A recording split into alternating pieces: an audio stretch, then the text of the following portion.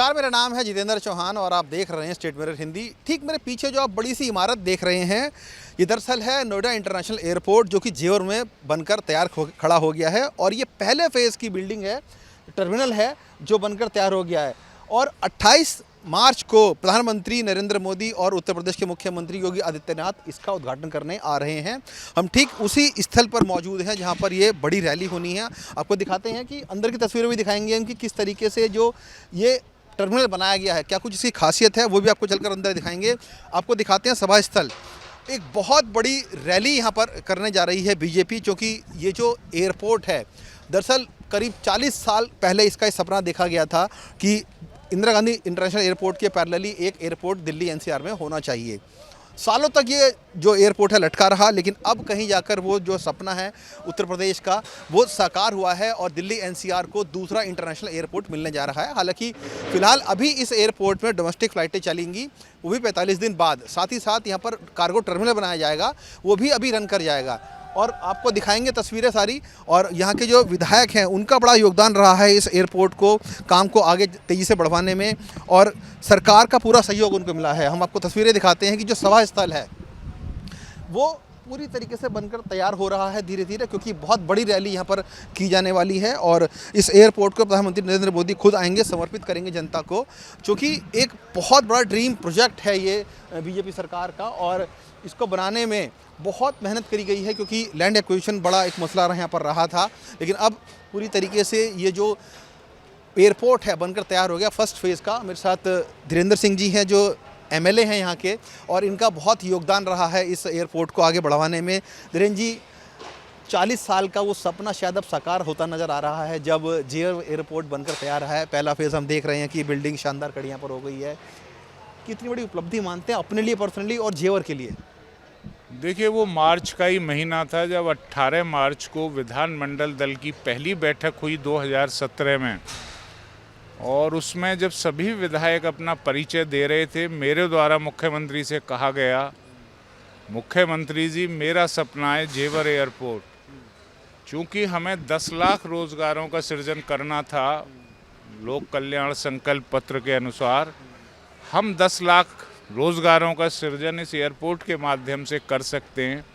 जब मुख्यमंत्री जी ने मेरी बात को सुना और 19 तारीख को उन्होंने शपथ ली, और आज मार्च का ही महीना है कि देश के प्रधानमंत्री 28 मार्च को इसे लोकार्पित करने आ रहे हैं, तो ये एक बहुत बड़ी कहानी है इस एयरपोर्ट को इस अंजाम तक पहुंचाने में, जिसमें मेरे क्षेत्र के किसान भाइयों का बड़ा योगदान है।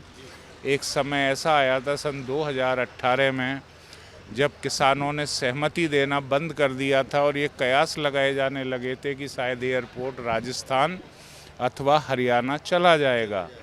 तो बड़ी मुश्किल से तो ये प्रोजेक्ट प्रदेश के मुख्यमंत्री ने हमें दिया था। जब मैंने ये सुना, तब मुझे किसानों के बीच में आकर घर घर जाना पड़ा, और आज मैं अपने आप को गौरवान्वित महसूस कर रहा हूँ कि मैं उस स्थान पर खड़ा हुआ हूँ जहाँ पहले कभी रोही गांव था। और आज मुझे इस बात की खुशी हो रही है कि यह स्थान 28 मार्च को विश्व के मानचित्र पर बड़े अपनी छाप छोड़ देगा, और जेवर गेटवे ऑफ इंडिया बनने जा रहा है। यहाँ का जनप्रतिनिधि होने के नाते मुझे इस बात का भी बड़ा गर्व है। देश के प्रधानमंत्री किसी विधानसभा में उनका दोबारा आना, पहली बार वो नवंबर 2021 में आए थे, तो ये भी यहाँ के लोगों के लिए बड़ा ऐतिहासिक दिन होगा। और हम लोगों की तैयारियाँ चल रही हैं गांव-गांव कि इस कार्यक्रम को हम ऐतिहासिक बनाएं, क्योंकि पूरी दुनिया इसे देखेगी। क्योंकि आपसे हम इसी स्थल पर खड़े हैं जहाँ पर रैली होनी है, थोड़ा मुझे समझाइए आसपास का जो नज़ारा है किस किस तरीके से है। सामने हम टर्मिनल देख रहे हैं। देखिए, वो टर्मिनल है सामने। हमारे प्रधानमंत्री हेलीपैड से सीधे पीछे टर्मिनल पर आएंगे, टर्मिनल देखेंगे, उसके बाद बाहर आएंगे, फिर कार्गो का शुभारंभ होगा यहाँ से। उसके बाद वो पैदल या जैसा चाहें गाड़ी के माध्यम से रैली स्थल पर आ जाएंगे। 150-200 मीटर की दूरी है। और यहाँ जो उन्हें एक हुजूम मिलेगा बहुत बड़ा, जो उनके स्वागत के लिए आंखें बिछाए बैठा है। जेवर की जनता बहुत ज़्यादा इस बात के लिए उनका आभार व्यक्त करती है कि उनके विज़न और मुख्यमंत्री की कर्मठता की वजह से आज 28 मार्च को वह दिन आने वाला है जो इस जेवर को उस विकास की नई बुलंदियों तक पहुंचा देगा जिसकी कभी कल्पना अगर भी कोई नहीं, पूरे उत्तर प्रदेश के, पश्चिम उत्तर प्रदेश को या पूरे उत्तर भारत को कह सकते हैं? नहीं, ये तो पूरे उत्तर भारत का ग्रोथ इंजन है। असंख्य नौजवानों को इस क्षेत्र से रोजगार और अपने जीवन यापन के माध्यम मिलेंगे। अगर मैं बात करूं उत्तर प्रदेश से लगे हुए प्रांतों की, वो हरियाणा हो, राजस्थान हो, मध्य प्रदेश हो, उत्तराखंड हो, दिल्ली हो, पंजाब हो, मतलब उन सभी प्रांतों के लोगों को भी यहाँ अवसर मिलेंगे। और ये मेरे लिए बहुत ज़्यादा खुशी का क्षण है कि पहले हम लोग बाहर रोज़गार ढूंढते थे, अब हम लोग माध्यम बनने जा रहे हैं असंख्य लोगों को रोज़गार देने का। जी, चूँकि रैली बहुत बड़ी होनी, मैं देख रहा हूँ काफ़ी बड़ा मंच बनाया जा रहा है, किस तरह की तैयारी है, कितनी जनता उस दिन रहेगी? देखिए, ये मेन पंडाल है हमारा, इसके दोनों तरफ भी पंडाल बनाए जा रहे हैं जहाँ एलईडी लगाई जाएगी। पिछली बार जो हमारी संख्या थी वो 2-2.5 लाख के आसपास पहुंच गई थी, लोगों को कुर्सियां भी नहीं मिल पाई थी। तो हमारा पूरा प्रयास है कि इस बार भी हम उससे ज़्यादा संख्या पहुंचाएं और इस कार्यक्रम को ऐतिहासिक बनाएं। किरण जी, चूँकि मैं देख रहा हूँ कि अभी फर्स्ट फेज़ का ये शुभारंभ यहाँ पर होने जा रहा है और इसके अलावा भी काफ़ी सारे फेज़ हैं, अगर थोड़ी उसकी जानकारी दे सकें, किस तरीके से आगे प्लानिंग रखी गई? ये जो है 4 फेज़ में हमारा बनेगा और जो भूमि अधिग्रहण की प्रक्रिया है वो पहले फेज़ की कंप्लीट हो गई है, दूसरे फेज़ की कंप्लीशन पर है और तीसरे और चौथे फेज़ के किसान भी सहमति देकर चारों फेज़ के काम के लिए सहमति बना चुके हैं। यहाँ एमआरओ हब बनने जा रहा है आपका, यहाँ लॉजिस्टिक हब बनने जा रहा है, कार्गो का हमारा जो एयरपोर्ट है, टर्मिनल है, वो भी हमारा आरंभ कर देंगे देश के प्रधानमंत्री। तो कुल मिलाकर 4 फेज़ में जब इसका विकास हो जाएगा तो मुझे लगता है कि एशिया का दूसरे या तीसरे नंबर का एयरपोर्ट हो जाएगा और हिंदुस्तान का नंबर 1 का एयरपोर्ट ये हो जाएगा। अभी ये जो फ्लाइटें यहाँ पे शुरू होने वाली हैं वो कब से शुरू होने वाली हैं और क्या डोमेस्टिक रहेंगी, इंटरनेशनल भी रहेगी? ये लोकार्पण के बाद तकरीबन 45 दिन सारी प्रक्रियाओं को लगते हैं, उसमें 10-5 दिन ज़्यादा भी हो सकते हैं। लेकिन पहले फेज़ में हम यहाँ से डोमेस्टिक फ़्लाइट मेन शहरों के लिए चालू कर रहे हैं, जिसमें लखनऊ है, लखनऊ के बाद पूना है, मुंबई है, चेन्नई है, मेट्रोपॉलिटन सिटीज़ के लिए। हाँ, बड़े बड़े शहरों के लिए। और डोमेस्टिक शुरू होने के 3 महीने बाद हम यहाँ से इंटरनेशनल फ़्लाइट भी आरंभ रखने का इरादा रखते हैं। किरण जी, चूँकि आसपास के क्षेत्र की अगर बात करूँ तो बहुत सारी डेवलपमेंट हो रही है, फिल्म सिटी आ रही है, पैरेलल पार्क है, डिवाइस पार्क है, बहुत तरह की इंडस्ट्रीज़ यहाँ पर आ रही हैं। आपको लगता है कि सरकार इस पूरे क्षेत्र को एक यूनिकॉर्न हब बनाना चाहती है, एक बहुत बड़ा डेवलपमेंट का हब बनाना चाहती है? ये ऑलरेडी बन चुका है, चूँकि यहाँ सभी से लेटर ऑफ इंटेंट जारी हो चुके हैं। सेमीकंडक्टर इकाई जो उत्तर भारत की पहली इकाई है वो यहाँ स्थापित होने जा रही है, उसका इनॉग्रेशन भी हो चुका है।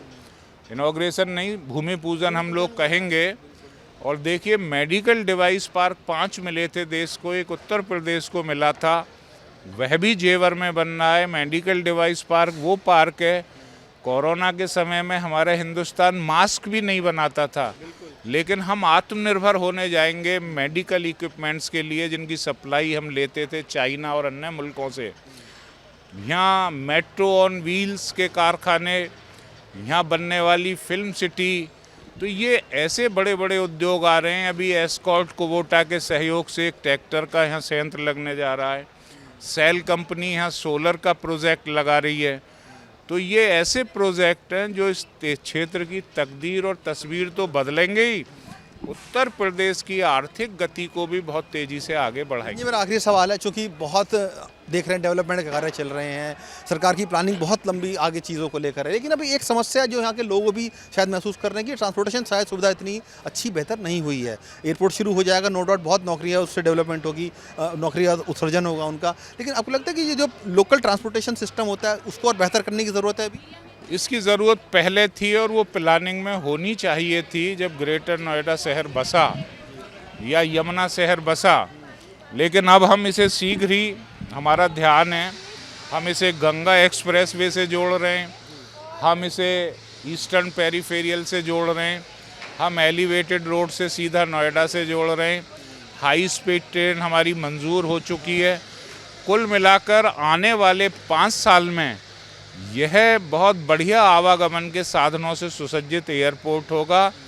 अगर हम समुद्र मार्ग को छोड़ दें, समुद्र मार्ग को भी क्यों छोड़ दें, ये सीधा मुंबई पोर्ट से कनेक्ट हो जाएगा, जैसे ही दिल्ली मुंबई कॉरिडोर से ये जुड़ जाएगा।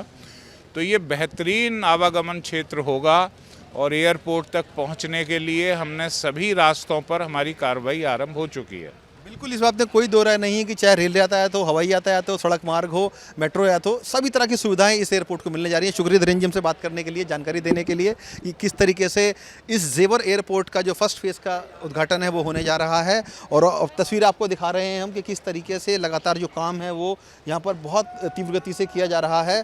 जो क्षेत्रीय विधायक थे यहाँ के धीरेन्द्र सिंह जी, उन्होंने पूरी जानकारी दी है कि किस तरीके से 28 तारीख को देश के प्रधानमंत्री नरेंद्र मोदी और उत्तर प्रदेश के मुख्यमंत्री योगी आदित्यनाथ यहाँ पर उद्घाटन के लिए आ रहे हैं और तैयारी पूरी तरीके से जोरों शोरों पर चल रही है।